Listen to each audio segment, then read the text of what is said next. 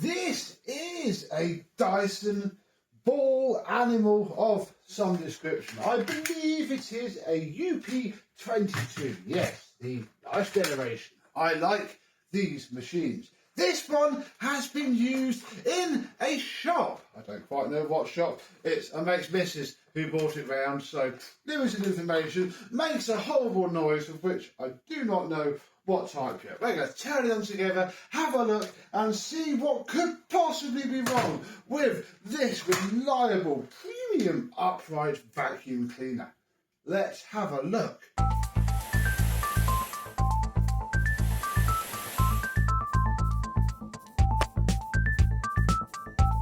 Yes, hello, my vacuum cleaner and Dyson upright chums. How are you today? Yeah, I do like this model. Obviously, we have 12 vacuums, 12 months, one before. It's very good indeed. And yeah, this one seems to possibly be no exception. And I'm sure we can all probably guess what its main problem is, well, hopefully going to be, because yeah, this doesn't want to turn into a big expensive project.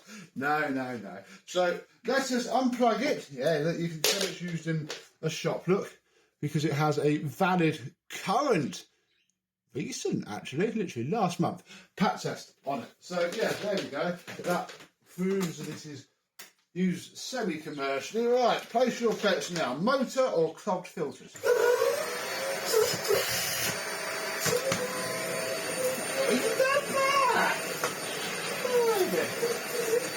It's going to happen now. Yeah, that bit. Well, that's... I'll just ignore that. Yeah, that is mainly going to be our old friend, Mr. Post-Motor Filter. Apparently Dyson serviced this 2 years ago, she told me. So, you know, I guess they would have fitted a new filter. But this one is, yeah, full of dust. I'm sure if we turn it on now, no noise at all. We take this off. Oh, there we go.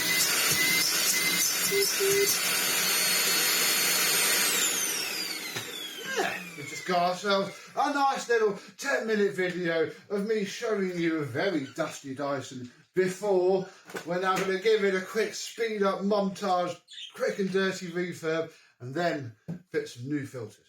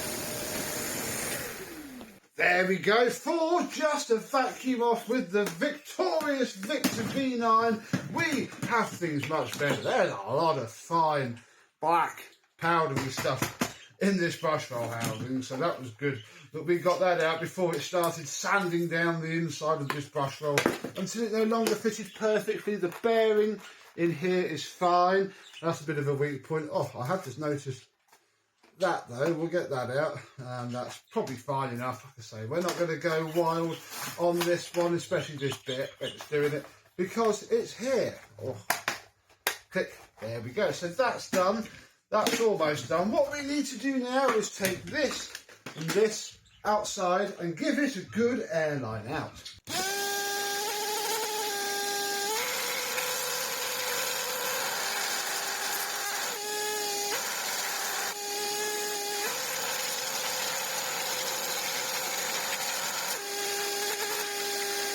And there we go, everything's been airlined out. Crikey, this is, well, it still is a bit full. You can't get it all out, sadly. All the dust is out, it's been wiped down. It is a lot cleaner. So, I went up, please don't, Craig.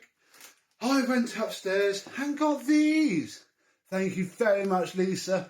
I will keep up the good work, and yeah, I hope your Henry Quick is working well. Phoenix did see these. I've had it a little while now. Bless him. I did show them to him. He was very thankful indeed. There's some Henry bags as well, which I actually have one fitted to the MBV. Although peanut and butter might show their appreciation. Come on, look.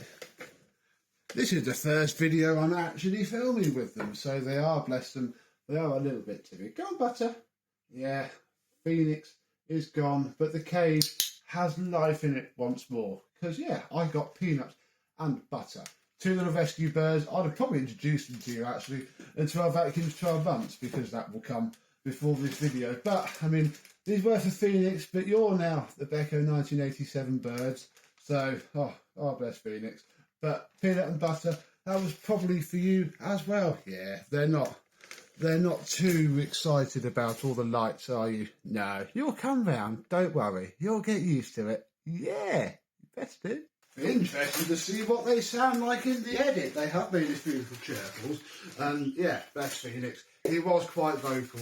These should hopefully be a bit quieter.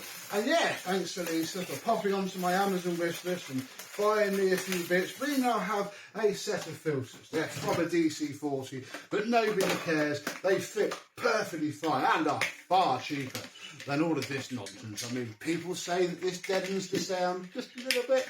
Probably does. But this is being A, used in the shop, B, no one notices. It's fine / don't do it to a collector or anybody who really does love their Dyson. So that's there.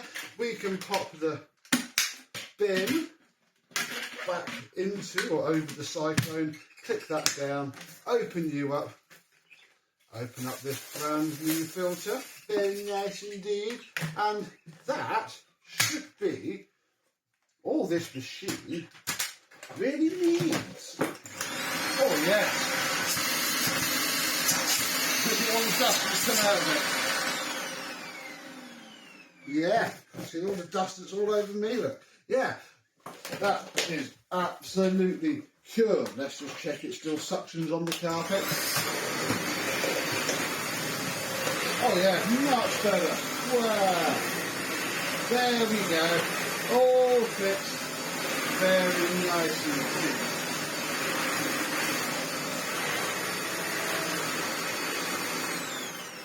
Oh, you filled the bin up with more rubbish. Well, I'm going to go and vacuum that back out and tell me mate's missus that her work hoover is done and sorted and ready to collect. So, a nice simple one. I might ask if the shop's had any DIY work done. It could just be normal, commercial detritus. I don't know. I mean, it's coping with it. I guess if you're going to use a Dyson for something like that, at least get its filters changed once a year and give it an airline out, and that'd probably be okay. But what do you think? How many shops do you see Dysons being used in? Let me know down below and I shall add this one back to the list. And until the next time, I thank you very much for watching. Hope that you have enjoyed. And I, and another dirty, disastrous Dyson and peanut and butter the birds, will see you soon. Bye-bye.